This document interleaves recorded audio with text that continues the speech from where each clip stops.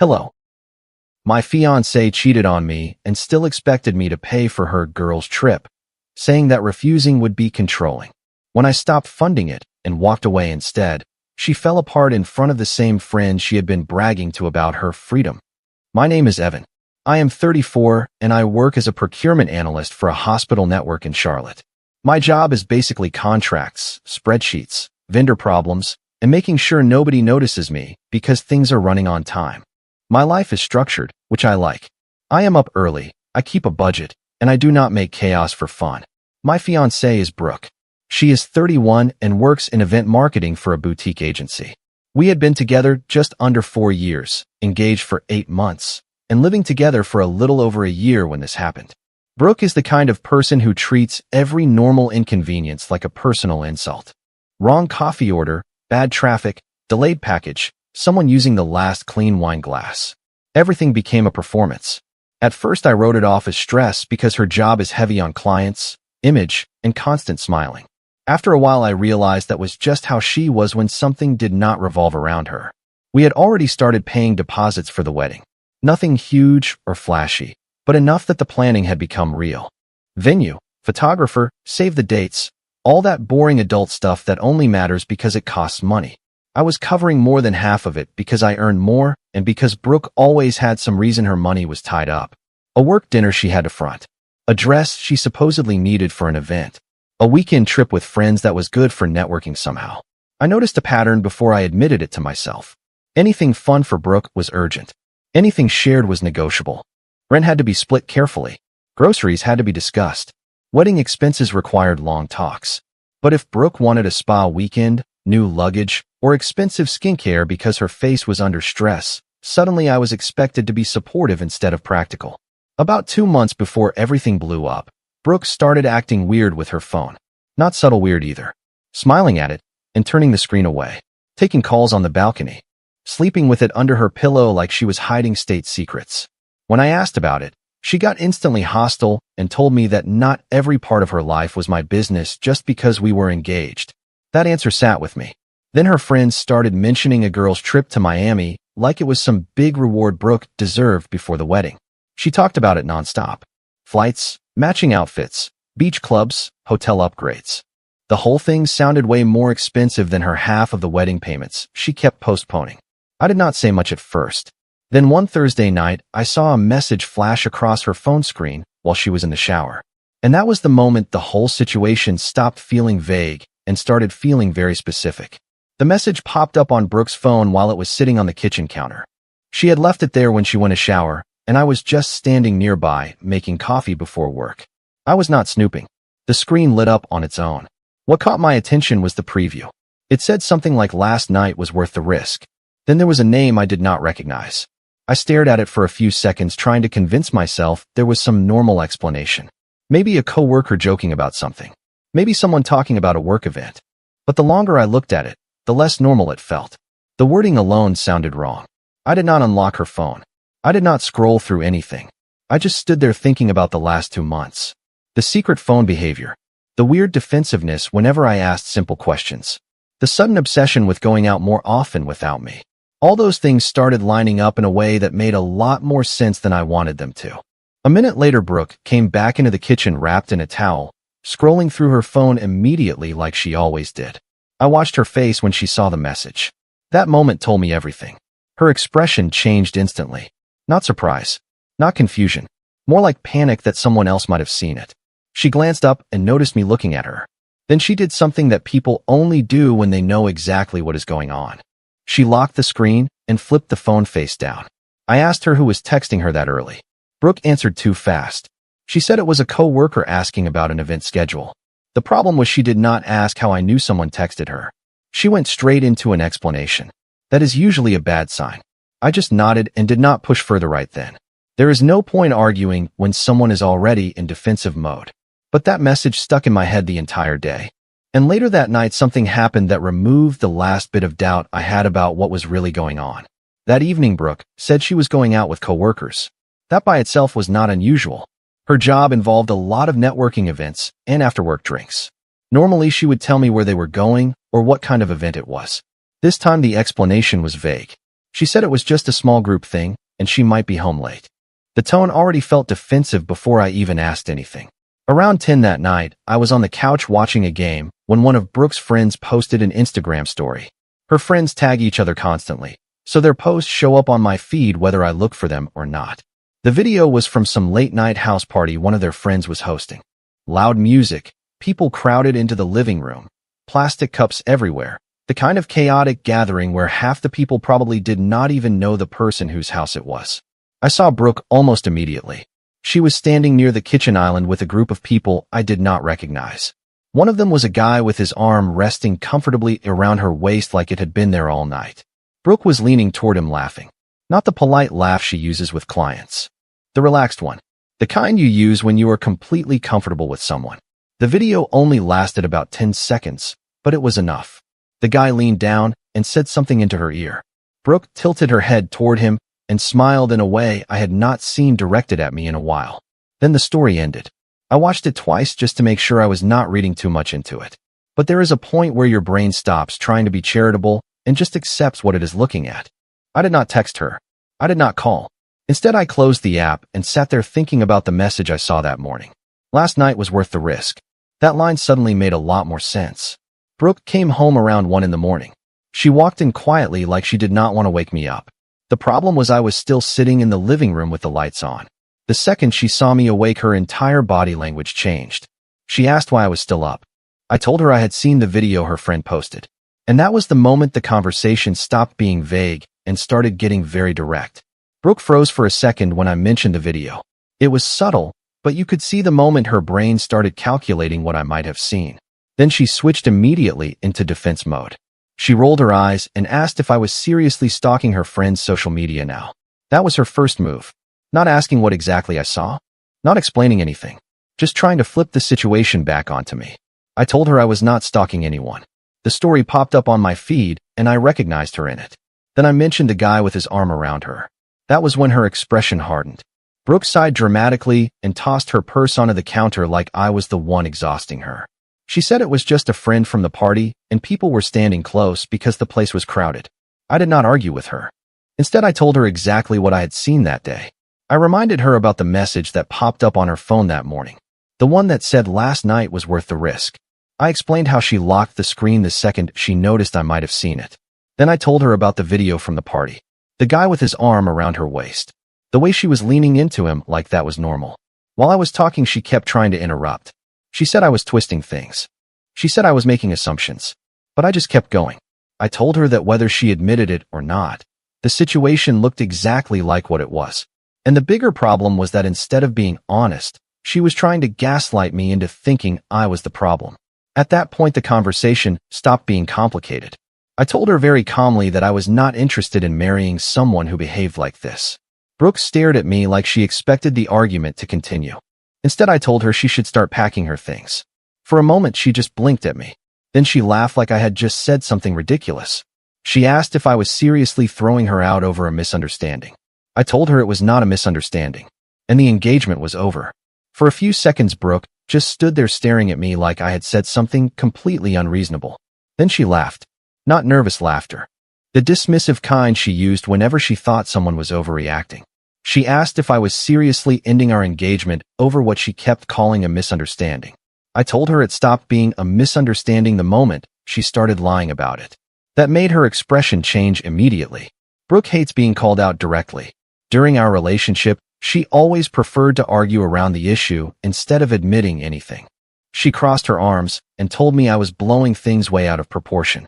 According to her, nothing actually happened. The guy from the party was just someone she met through friends.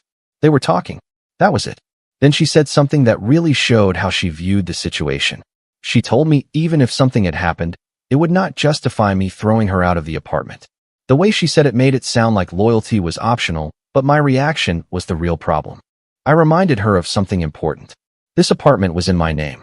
The lease, the rent, the utilities. Everything. She moved in after we got engaged because it made planning the wedding easier. So I explained the situation as clearly as possible. If she had been honest when I asked, maybe we could have at least talked about what was happening. But lying to my face and then calling me controlling for questioning, it was not something I was going to build a marriage on. Brooke's attitude shifted the moment she realized I was not backing down. She stopped laughing. Instead, she started arguing. She said I was being dramatic. She said couples work through things like this all the time. She even suggested I was sabotaging our future because I could not handle a little uncertainty. I listened for about 30 seconds before interrupting her. Then I repeated the same sentence I had already said. The engagement was over, and she needed to pack her things. That was the moment Brooke finally understood I was serious, and her reaction changed completely. The moment Brooke realized I was serious, her whole attitude flipped. The dismissive confidence disappeared almost instantly. First, she tried guilt. She asked if I was really willing to throw away 4 years together over one situation. She started bringing up the wedding plans, the deposits, the fact that our families already knew about the engagement. Then she said something that was clearly meant to pressure me. She said everyone would think I overreacted. I told her that was fine. People can think whatever they want. That answer did not help her mood. Brooke paced around the living room for a minute, clearly trying to figure out which tactic might work next. Eventually, she switched strategies. Suddenly, she started acting calm again. She said maybe we both needed a little space to cool down. Maybe I should sleep on the decision and we could talk about it again tomorrow like adults. I told her there was nothing to sleep on. The decision was already made. That was when the anger showed up. She asked if I was seriously kicking her out in the middle of the night. I pointed out that it was barely past 1 in the morning and she had just come back from a party with the guy she was clearly entertaining behind my back. So yes, she needed to start packing.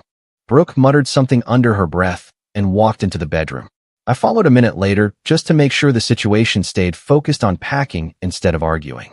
She started throwing clothes into a suitcase aggressively, like every shirt had personally offended her. While she packed, she kept talking, mostly complaining about how unfair I was being. Then she said something that almost made me laugh. She reminded me that her girl's trip to Miami was already planned for the following month and asked what she was supposed to do now. At first I thought she was joking, but she was completely serious. Brooke explained that since we had been splitting wedding expenses, I was supposed to help cover part of the Miami trip too. According to her, it was basically a pre-wedding celebration. Then she said refusing to pay for it would be controlling. That was the moment I realized she still had not understood the situation at all. For a second, I honestly thought Brooke was joking. We had just ended our engagement. She was packing her things because she had been caught entertaining another guy behind my back. And somehow the thing she was worried about was whether I was still paying for her Miami girls trip. I asked her to repeat what she just said. She sighed like I was the one being difficult and explained it again. The trip was already planned. Flights, hotel, reservations. According to her, it was basically part of the wedding timeline, and I had originally agreed to help cover some of it. Then she said something that perfectly captured her mindset. She told me refusing to pay now would be controlling. I just stared at her for a moment trying to understand how someone could be this disconnected from reality. So I explained the situation as clearly as possible. There was no wedding anymore, which meant there was no pre-wedding trip, which also meant I was not funding a vacation for someone who had just cheated on me. Brooke immediately got defensive. She said I was being petty. According to her, the trip had nothing to do with what happened tonight. It was about her celebrating with her friends before getting married. I reminded her that the marriage part had just ended about 15 minutes earlier. That did not seem to register. Instead, she started complaining about how embarrassing it would be if she had to cancel. Her friends were expecting the trip. Everyone already knew about it. Then she said something that really showed where her priorities were. She told me she had already been talking about the trip with her friends and bragging about how much freedom she still had even while being engaged. Apparently, the Miami trip was supposed to prove she was not tied down. Hearing that honestly made the entire situation feel even more ridiculous. I told her that if she wanted to go celebrate her freedom in Miami, she was welcome to do that. She just was not doing it with my money. Brooke stared at me for a few seconds, clearly furious. Then she grabbed her suitcase, muttered something about how her friends would understand her side of the story, and walked out of the apartment. Later that night, I found out she had gone straight to one of their places. And that was where things really started falling apart for her. I did not hear anything from Brooke for a couple of days after she left. Honestly, I was fine with that. The apartment was quiet again, which felt strange after living together for over a year. I spent the weekend doing boring practical things. Changing the passwords on a few shared accounts, canceling the catering deposit, emailing the venue to explain that the wedding was no longer happening. It was not exactly a fun weekend, but it was straightforward. Then Sunday afternoon, my phone buzzed with a message from one of Brooke's friends. Her name is Kayla. We were not close, but we had met plenty of times at birthdays and group dinners. The message was short. She asked if Brooke was actually serious about what she had told them. That immediately caught my attention. I asked what Brooke had said. Kayla replied with a screenshot. It was from a group chat Brooke had with several of her friends. Apparently, Brooke had shown up at Kayla's apartment with her suitcase and immediately started venting. The screenshot showed part of Brooke's rant. According to her version of events, I had thrown her out of the apartment over nothing. She said I got insecure and controlling because she went to a party with friends. Then she told them I was now refusing to pay for the Miami trip just to punish her. At the bottom of the screenshot, Brooke had written something else. She told them she had been bragging to everyone about how she could still do whatever she wanted even while engaged because I funded most of her lifestyle anyway. Reading that part actually made me pause. Not because it surprised me, because it confirmed exactly how she had been talking about me when I was not around. Kayla followed up with another message. She said Brooke had been crying and furious at the same time, going on about how unfair it was that I cut her off financially right before the trip. Then Kayla added something interesting. Apparently, not everyone in the room was automatically on Brooke's side. In fact, the moment someone asked why her fiancé suddenly ended the engagement, the story started falling apart pretty quickly. According to Kayla, the conversation in that apartment got awkward pretty quickly. At first, Brooke was very confident about her version of events. She told everyone I had overreacted, that I threw her out for no reason, and that now I was trying to punish her by refusing to pay for the Miami trip. But someone eventually asked the obvious question. Why did the engagement actually end? Brooke apparently tried to keep it vague. She said we had a fight and that I was insecure about her having a life outside the relationship. That explanation worked for about 30 seconds. Then another friend asked about the guy she had been texting. Kayla told me Brooke's entire attitude changed at that point. She got defensive immediately. According to the people in the room, Brooke tried to downplay it. She said the guy was just someone she met at a party and that nothing serious happened. But the problem was that some of those same friends had already seen her flirting with him before. And once that part came out, the conversation shifted. Instead of everyone comforting her, people started asking more direct questions. Like why she was talking to another guy like that while she was engaged. Or why she expected me to keep paying for things after the relationship ended. Kayla said Brooke kept repeating the same argument. That I had originally agreed to help pay for the trip. That backing out now was controlling. Apparently, that logic did not land the way she expected. One of her friends pointed out something very simple. If the engagement was over, then the financial support that came with it was obviously over too. That was when Brooke apparently lost her composure. Kayla said she started crying and yelling about how unfair everything was. How embarrassing it would be if she had to cancel the Miami trip now after talking it up for weeks. And how I had ruined her plans just because I could not handle a little freedom in the relationship. By the end of the night, the mood in that apartment had completely shifted. Instead of celebrating their upcoming trip, Brooke was having a meltdown in front of the same friends she had been bragging to about her independence. And the worst part for her was that most of them were not actually defending her anymore. Kayla told me the whole situation ended in a way that was honestly hard not to picture. Brooke had spent weeks hyping up that Miami trip. According to her friends, she talked about it constantly. The beach clubs they were going to hit, the outfits she bought, the hotel they were staying at. More than once she apparently joked that getting married did not mean she had to give up her freedom. And part of that story involved me. She had been telling them that I covered a lot of her expenses anyway, so the trip was basically handled. In her mind, it was proof she could live however she wanted while still having the stability of a fiancé at home. But when she showed up at Kayla's place that night with a suitcase and a completely different story, the whole narrative collapsed.